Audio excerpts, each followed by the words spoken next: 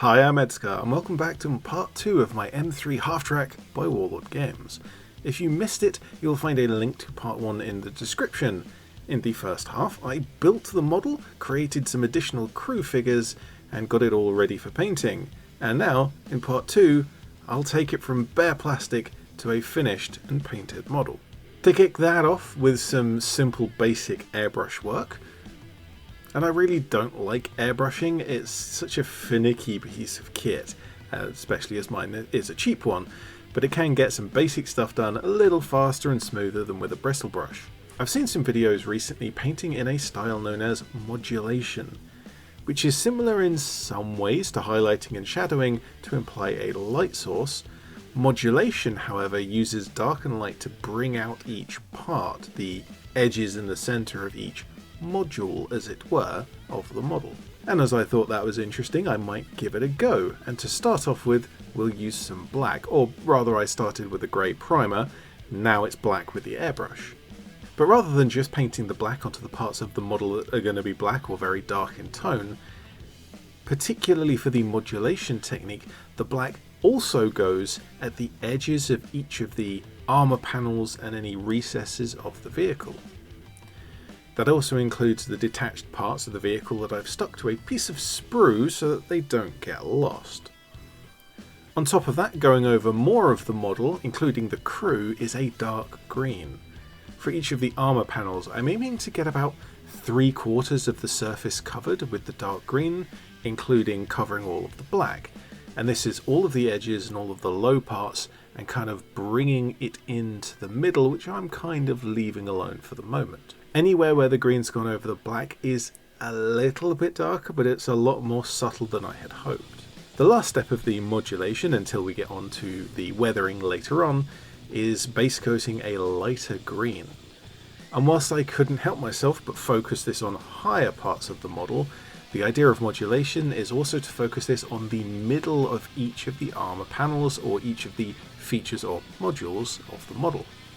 I realise at this point that a lot of the parts that are supposed to be black are no longer, but that's okay, I can add that back in with another layer later. The crew figures, using the same green paints, got far closer to a normal zenithal highlight. I had put the dark green around the model from level and below, and then the lighter green mostly just from the top. And as I move over to the brushwork now, why not finish off the crew?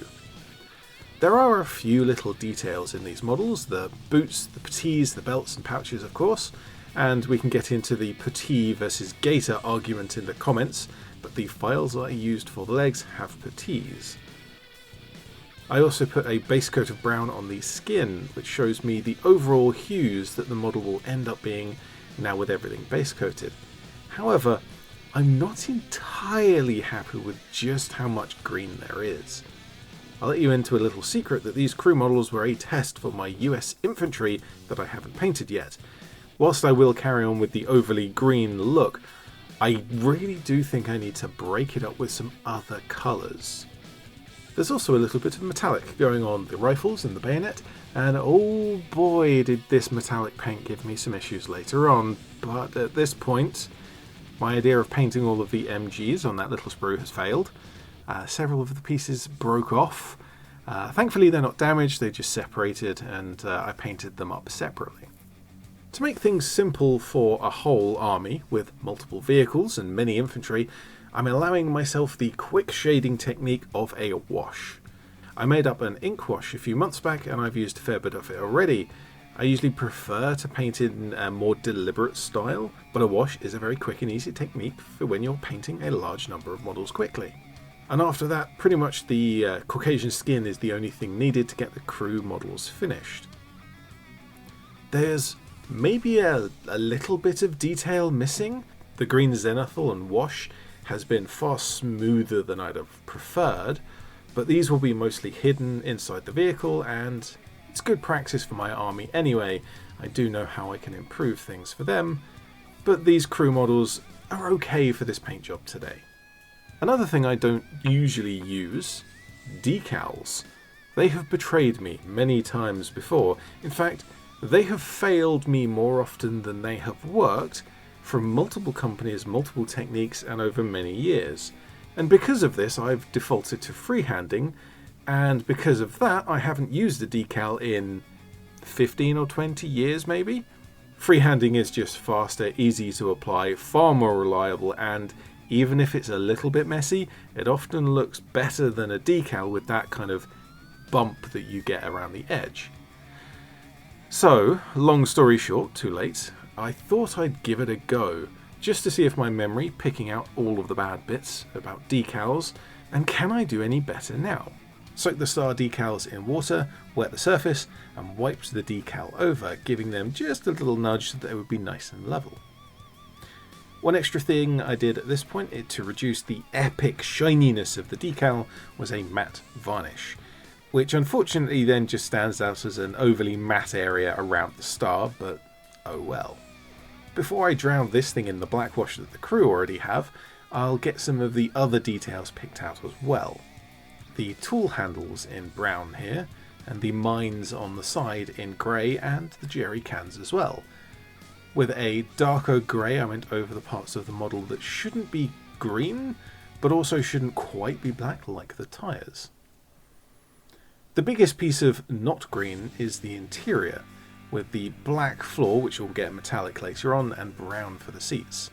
I should probably have spent a little extra time painting these sides and edges of these very comfy looking seats, but I really just got the main surface and top edge done. These will be harder to see and that might not be noticeable, but I did wet blend a few random stipples and shapes of a lighter brown just to give some impression of cushions, wood planks. I don't actually know what material these should be. And following on from that, a pair of techniques that can be used all at the same time: dry brushing and stippling.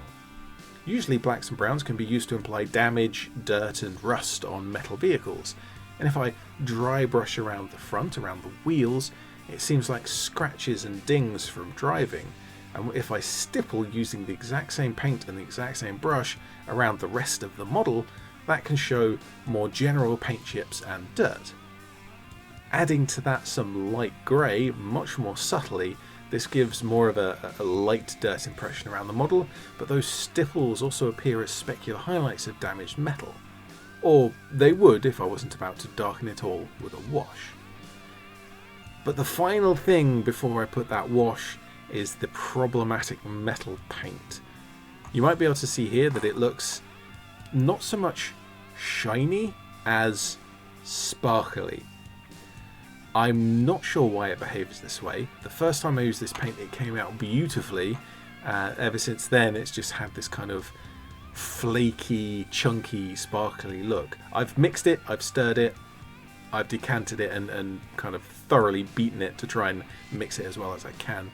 I think I just need to get myself a new paint. I also need to make up a new batch of my black wash because I am running out. This is a big model and it's used a fair amount of it. But it does such a nice job of tinting everything, the greens, the tools, the benches even, making them so much more coherent. And it does subtly pull into the recesses, still creating some panel line effect, and the slight tide marks look nicely like dirt. And with that, the model looks fairly well finished at this point, but I just want to do some more subtle extra bits. Not too much more. And the classic one is the edge highlight, bringing back that light green from earlier and kind of reinforcing the modulation technique from the start.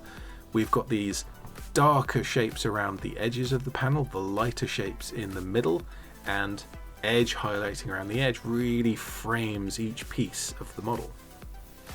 And with so many subtle disruptive effects going on, like the wash and the stippling and dry brushing, it means that no two parts of the model look identical. There's no repeating patterns and nothing is uniform, and that makes it seem so much more believable in scale because reality is varied. I also painted on the rear lights and the headlights. The highlights on the lower edge to appear like a curved reflector. The front headlights were quite difficult to reach through the headlight guards, and if you remember from last week, that took a little bit of extra effort to glue into place. I certainly wouldn't like to sub-assemble these. I think struggling to paint through and then cleaning it up after is better than kind of fiddling with that and gluing it on when it's already painted. But with that not great deal of difficulty or the use of supposedly high skill techniques, all I need to do is glue in the driver and gunner with his machine gun ring, clip the side machine guns on and pop in the passengers. Warlord Games' assembly instructions are famously not amazing, but with a little bit of care and comparing parts I managed to assemble everything square and it looks pretty good. Painting something quite different from what I've painted before is also pretty cool.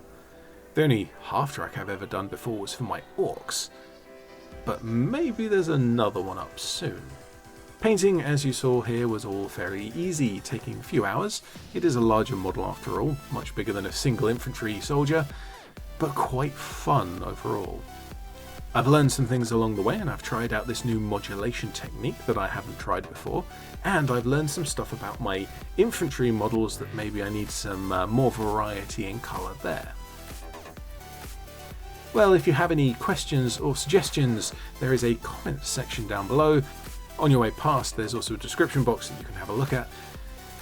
It's cool, honest, but for now, I'm ED-SKaR, always will be, and thank you very much for watching.